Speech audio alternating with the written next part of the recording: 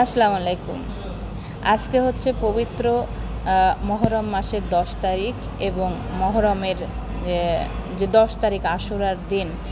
এই দিনটাকে এবং এই মাসটাকে রাসূল সাল্লাল্লাহু আলাইহি সাল্লাম বলেছেন যে রমজান মাসের পরবর্তী সর্বোত্তম মাস হলো মহরম মাস। এবং এই মাসে এছাড়াও রাসূল সাল্লাল্লাহু আলাইহি সাল্লাম বলেছেন যে আমি যদি আগামী বছর জীবিত থাকি তাহলে মহরম মাসের ১০ তারিখ এবং ৯ তারিখেও আমি রোজা রাখব। কারণ এই ৯ তারিখ এবং ১০ তারিখ রোজা রাখা অনেক সুন্নাত এবং এর ফাজিলত অনেক গুরুত্বপূর্ণ। এই মহরম মাস হচ্ছে আমাদেরকে শেখায় ত্যাগ, সহনশীলতা এবং ধৈর্য।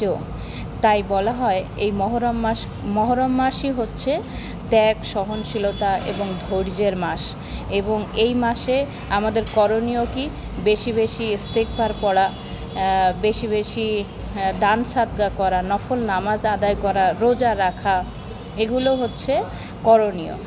আর এই মাসটাকেই রাসূল সাল্লাল্লাহু আলাইহি সাল্লাম সর্বোত্তম মাস বলেছেন। তা আমাদেরকে সবাই আমাদের সকল মুসলিমদেরকে অবশ্যই এই মহরম মাসকে বিশেষভাবে গুরুত্ব দিয়ে আমল করা উচিত। তো আসুন আমরা সকলে মিলে আমাদের এই মহরম মাসকে খুব সুন্দর নেক অর্জনের মাধ্যমে, নেক দৃষ্টিভঙ্গির মাধ্যমে আমাদের এই মহরম মাসকে উদযাপন করি, বেশি বেশি নামাজ আদায় করে, রোজা রেখে, দান সাদকা করে, সব কিছুর মাধ্যমে। আসসালামু আলাইকুম। আল্লাহ হাফেজ।